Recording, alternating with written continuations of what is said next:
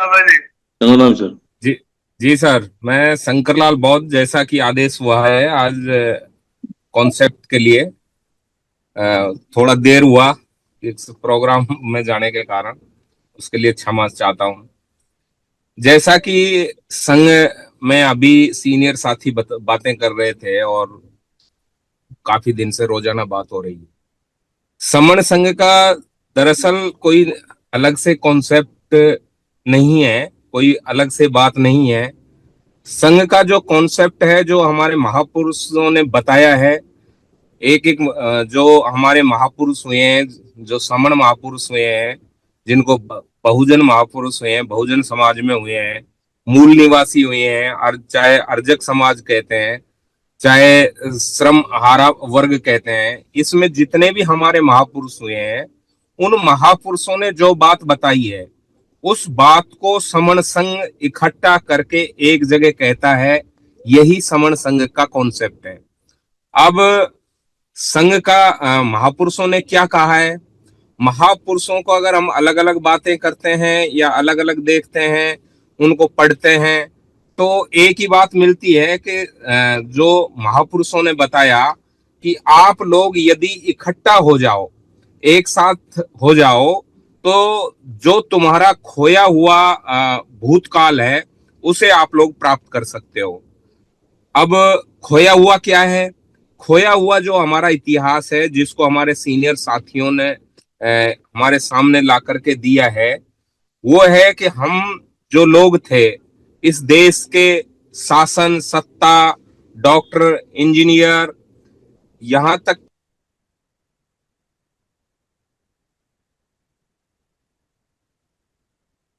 सेनापति थे, डॉक्टर थे, यहाँ के वैज्ञानिक थे, वैद्य थे, सब के सब हमारे लोग हुआ करते थे। और हमारे लोग हुआ करते थे तो वो लोग समता में रहते थे, समानता में विश्वास करते थे। समता और समानता में विश्वास करने वाले लोग ही समण लोग कहलाते थे, इनको समण कहते थे। इसके अलावा जो इस इनके विपरीत थे, यानी कि विपरीत विचारधारा के जो लोग थे, उनको वमन कहा जाता था। यानी कि इनका उल्टा, समण का उल्टा वमन कहलाते थे। तो ये हमारे संघ का जो कॉन्सेप्ट है, यह केवल यही है कि हमारी जो पहचान क्या है, समण पहचान जो बताता है। अब समण जैसा से शब्दों से ही निर्धारित होता है। समता में विश्वास करने वाले लोग, समता में रहने वाले लोग, समानता में विश्वास करने वाले लोग समण लोग कहलाते थे। और इसके विपरीत जैसा बताया कि जो विषमता चाहते थे, ऊंच नीच चाहते थे, वो लोग वमन कहलाते थे, जिनको उल्टा कहा गया। तो जब समणों का धीरे धीरे पतन हुआ, ये लोग क्या करते थे, जितने भी हम जैसे सम्यक संबुद्ध हुए, तो उन्होंने जो संघ के नियम बनाए थे, तो संघ के जो नियम थे, हमारे संघ को धीरे धीरे हमारे लोगों ने संघ को छोड़ दिया। और संघ को छोड़ने के कारण ये टुकड़ों में बट गए। और जब टुकड़ों में ये लोग बट गए, तो हमारा संघ टूट गया। संघ टूट जाने के कारण हमारी जो शासन सत्ता थी, जो हमारा अधिकार थे, जो हम इस देश के मालिक थे, वो धीरे धीरे गुलाम बन गए। और जो लोग उल्टे थे, जो कम संख्या में थे, वो लोग धीरे धीरे उन्होंने सारा आधिपत्य कर लिया। और उन्होंने एक, आज हम देखते हैं कि एक नकली संघ बनाया, हमारे संघ की कॉपी की, हमारे संघ के कुछ नियम चुराए, और अपने गलत उद्देश्य के लिए, हम असमानता के उद्देश्य को पूरा करने के लिए हमारे जो संघों के नियम थे, उन नियमों को लेकर के अपना संघ बनाया। और उसका फायदा ये हुआ उन्हें कि वो गलत उद्देश्य के लिए भी शासन में पहुंच गए। तो आज आज हमारे लोग जो अलग अलग संगठनों में बटे हुए हैं, जो अलग अलग जिन्होंने संगठन बाबा साहब के नाम पर, बहुजन महापुरुषों के नाम पर, यहाँ तक कि समण जितने भी महापुरुष हुए, तथागत बुद्ध हुए, कबीर साहब हुए, फूले साहब हुए, इनके नाम पर अलग अलग संगठन बनाए। और तो और जो वमनों ने हमें बांटा था जातियों में, उपजातियों में, उनके नाम पर भी संगठन बनाए। और दुश्मन इस चीज के लिए तैयार बैठा है कि इन लोगों को जितना टुकड़ों में बांटेंगे उतना अच्छा है। तो उन्होंने जाति के नाम पर जो संगठन बनाता है, उसको अगर कोई जरूरत पड़ती है तो वो सत्ता में बैठे लोग उनको ज्यादा मदद करते हैं, टुकड़ों को ज्यादा मदद करते हैं, और जो इकट्ठा करने की बात करते हैं उनको पीड़ित किया जाता है। क्योंकि वो चाहते हैं कि जितने ये लोग जाति के नाम पर, उपजाति के नाम पर बटे रहेंगे, उतना ही उनका काम आसान रहेगा। क्योंकि जब ये टुकड़ों में बटे रहेंगे तो ये इनके कोई भी अधिकार प्राप्त नहीं कर सकते। क्योंकि बाबा साहब ने जब कॉन्स्टिट्यूशन लिखा, संविधान लिखा, तो संविधान ये प्रदान करता है, हमें ये ताकत देता है कि जिसकी 51% संख्या हो जाएगी 100 में से, वो जो चाहेगा वो अधिकार उसको प्राप्त हो जाएंगे। यानी कि जो 100 में से 51% अधिकार ले लेगा, वोट ले लेगा, उसकी बात संविधान मानता है। तो इसलिए 51% की बात मानेगा तो 51% लोग को जो लोग इकट्ठा कर लेंगे, वो संविधान कहता है कि उसकी मैं बात सुनूंगा। वो जो चाहे वो 1 मिनट में ले सकता है, और जो 49 रह गया उसकी बात संविधान नहीं सुनता है। तो जो विरोधी लोग हैं, विरोधी तो चाहेगा ही नहीं, लेकिन विरोधी नहीं चाहना, चाहने से कोई मतलब नहीं है। जब हम लोग बात करते हैं कि हम 85% हैं, 90% हैं, तो भाई हमको इकट्ठा होने से किसने रोका है? दुश्मन हमें इकट्ठा होने से नहीं रोकता। वो उसके लिए तो चाहे कुछ भी करो भाई, तुम इकट्ठे हो जाओ, लेकिन हम लोग इकट्ठा नहीं होते। तो हम लोग इकट्ठे नहीं होते तो दुश्मन का काम आसान कर देते हैं। दुश्मन कम संख्या में होते हुए भी हमारे लोगों को जोड़ लेता है, खुद इकट्ठा रहता ही है। वो 100 में से मान लो 35% वोट भी ले लेता है तो वो शासक बन जाता है। और हमारे लोग 2%, 5%, 10% बटे हुए होते हैं। 95% जो लोग हैं वो भी टुकड़ों में बटे हुए होते हैं, तो वो गुलामी करते हैं। और तो और अपने जो संस्थाएं बना रखी हैं जाति के नाम पर या महापुरुषों के नाम पर, उनके लेटर पैड छपवाते हैं और सरकार से भीख मांगते हैं, कटोरा लेकर के जाते हैं, भैया हमें मुझे एक सामुदायिक भवन दे दो, हमारा आरक्षण चला गया, इसको बचा दो, हमारी इतनी सीटें थी, ये चली गई, संविधान के अनुसार ये होना चाहिए, ये दे दो। तो हम इस तरह जो भिखारी का काम करते हैं, याचना करते रहते हैं। तो और जब हम अपने इतिहास को देखते हैं तो हम देखते हैं कि हम शासक थे तो आज याचक क्यों बन गए? और जो उस जमाने में याचक थे, जो याचना करते थे, जिनको बड़े हे दृष्टि से देखते थे इस देश में, जो लोग जिनको आज हम वमन के नाम से जानते हैं, ये लोग याचक होते थे समणों के सामने। और इन्होंने तो अपनी बहुत सारे ग्रंथों में, किताबों में लिखा है कि एक गरीब बमना समण के घन याचना करता है। यानी कि अब समण कौन है? ये तो बहुत सारे ग्रंथों में लिखा है। मैगस्थनीज ने जो इंडिका बुक है उसमें समणों के बारे में जिक्र किया है। बाबा साहब ने भी समणा और वमना बुद्धा एंड धम्मा में लिखा है। तो ये कुछ चीजें करते हुए भी वो तो बेचारे सच लिख रहे हैं कि एक गरीब बमना समण के घर याचना करता है। अब हम ही लोग नहीं समझ पा रहे कि हमारे घर कोई याचना करता था, आज हम लेटर पैडों पे याचना कर रहे हैं। तो इसका दोष हम दुश्मन को क्यों दें? इसके लिए तो हम खुद दोषी हैं कि हम इकट्ठा नहीं हो रहे। यदि हम ये जाति के नाम पर, महापुरुषों के नाम पर आज अगर गिनती जैसे वामसेप के लोग बताते हैं 29 लाख संगठन बने हुए हैं, और अब तो और ज्यादा हो गए हैं, हर महीने में 100-200 रजिस्ट्रेशन हो जाते हैं। तो ये 29-30 लाख संगठन बटे हुए, जो टुकड़ों में बटे हुए हैं, तो दुश्मन ने तो जब इस देश में राज किया, जब हमारा संघ को तोड़ा, तो उन्होंने तो 6743 जातियों में ही बांटा था। लेकिन हमने तो अपने आप को 29 लाख में बांट लिया। अब 29 लाख का भाग देंगे तो क्या बचेगा? तो हम तो पॉइंटों में हो गए। और अगर संगठनों के अध्यक्षों से, पदाधिकारियों से बात करते हैं तो कोई तो कहता है मैं तो राष्ट्रीय अध्यक्ष हूं साहब, मैं तो प्रदेश अध्यक्ष हूं, मैं महामंत्री हूं। तो उससे नीचे की कोई बात ही नहीं करता, उससे नीचे कोई बैठना ही नहीं चाहता। अभी अभी जैसे बहुत सारे आंदोलन चल रहे हैं वर्तमान में, महाबौद्ध विहार मुक्ति आंदोलन चल रहा है, इस समय ज्यादा चर्चा में है। और हमें देखने को मिल रहे हैं कि जो बौद्ध भिक्षु हैं, जो दोनों तीनों टाइम बुद्धंग नमामि, धम्मंग नमामि, संघंग नमामि करते हैं, उनसे अगर पूछे जाए कि तुम कौन से संघ को मानते हो, तो उनके पीछे संघ ही नहीं है। अब संघ नहीं है तो या तो वो चंदे के लिए लड़ रहे हैं, अभी रोजाना झगड़ा हो रहा है वहां, कोई पद के लिए लड़ रहा है कि मेरा नेतृत्व स्वीकार करो। एक बनते वहां जाके वीडियो बनाता है कि या तो मुझे इसका नेतृत्व दे दो और मेरा फोटो छपाओ आगे आगे। वहां नहीं छपाया जाता तो वो कहता है, ये दूसरे बनते पर लांछन लगा देता है कि ये तो बिक गया, इसने आंदोलन को तोड़ दिया।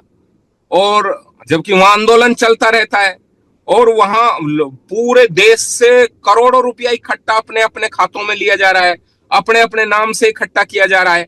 और आंदोलन में जो लोग बैठे हैं उनको उन तक पैसा भी नहीं पहुंचता।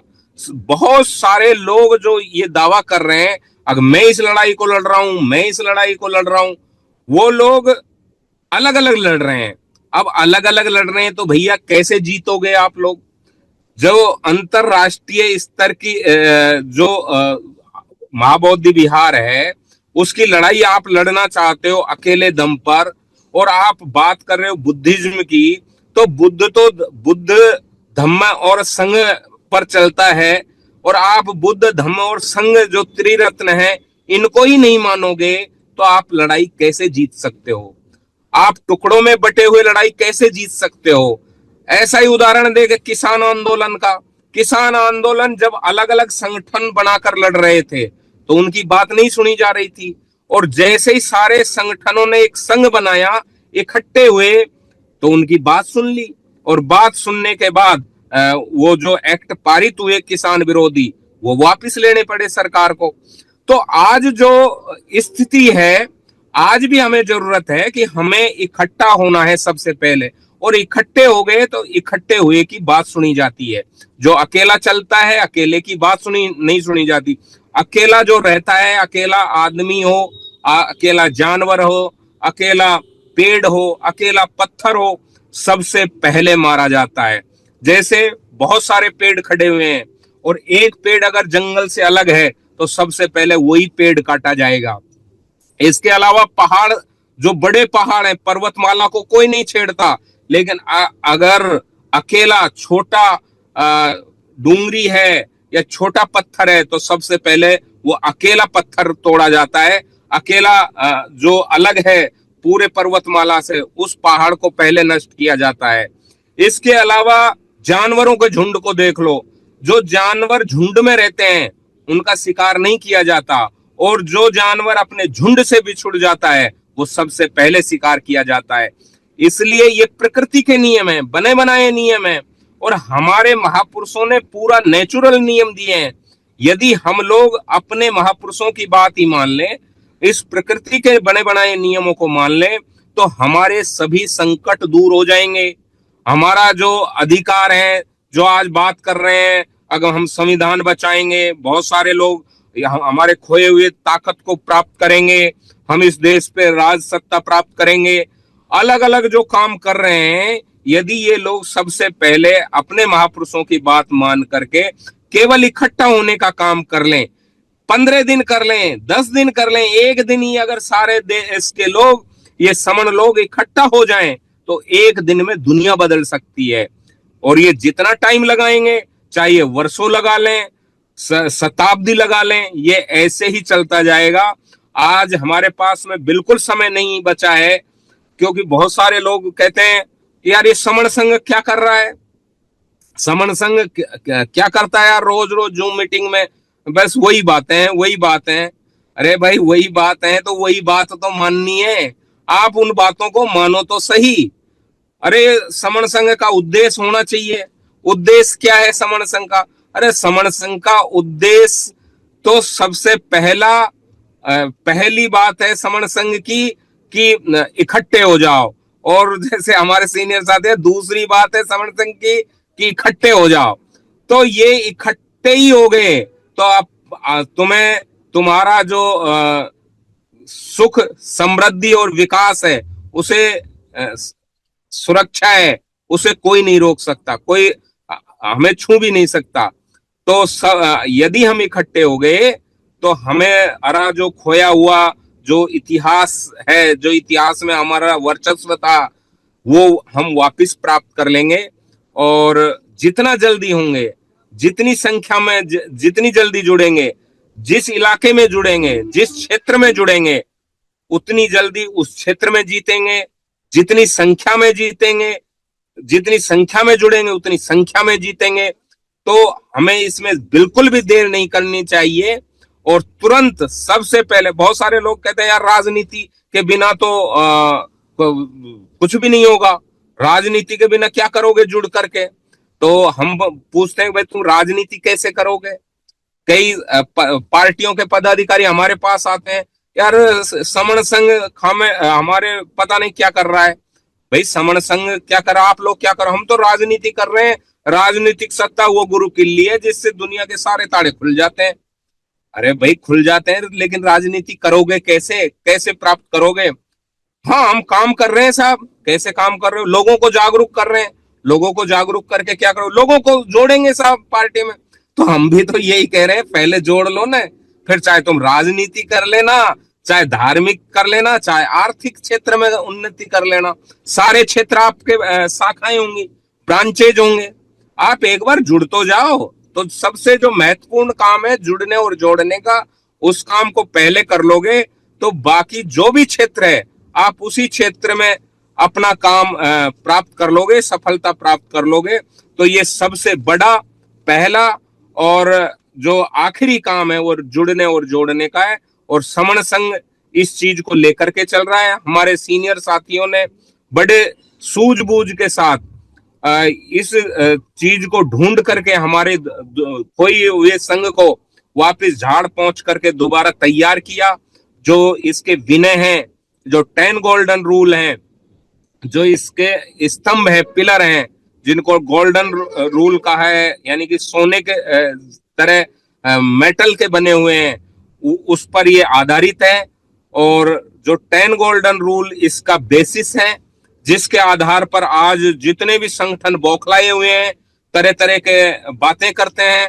और आज हमें देखने को भी मिलता है, इसका रिजल्ट भी आ रहा है। जब भी जहां भी कार्यक्रम हो रहा है तो जो संगठन आपस में बैठते नहीं थे, दूर दूर रहते थे, वो संगठन भी आज इकट्ठा होकर के कार्यक्रम करने लगे हैं। अभी चाहे बुद्ध पूर्णिमा हो, बाबा साहब की जयंती हो, फूले जयंती हो, पेरियार जयंती हो, सभी महापुरुषों की जयंतियां सभी संगठनों के लोग मिलकर के मनाने लगे हैं, मिलकर के एक साथ बैठने लगे हैं। तो ये समण संघ के लिए एक पॉजिटिव दिशा दिखाई दे रही है कि समण संघ की बात दूर दूर तक जा रही है। समण संघ की बात को लोग समझ रहे हैं, पहचान रहे हैं और उस पर काम भी कर रहे हैं। चाहे वो संघ का नाम लेकर के करें, चाहे कोई और बैनर लगा के करें, लेकिन बात संघ की है, बात संघ के विचारधारा की है। समण संघ की जो विचारधारा की बात है उसकी बात की जा रही है। तो इसलिए हमें जितना जल्दी हो उतनी जल्दी जुड़े। और इतना ही कहकर मैं मेरी वाणी को विराम देता हूं। मेरे वक्तव्य में यदि कोई गलती हुई हो तो संघ मुझे माफ करे, संघ मुझे माफ करे, संघ मुझे माफ करे। संघं नमामि, संघं नमामि, संघं नमामि।